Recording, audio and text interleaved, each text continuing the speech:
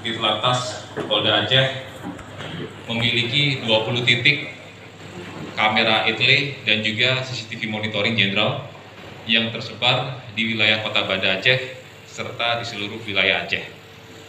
Mohon izin jenderal, untuk titik etle, mohon izin, terdapat 5 titik yang kita sebar di wilayah Kota Banda Aceh saja jenderal, mohon izin.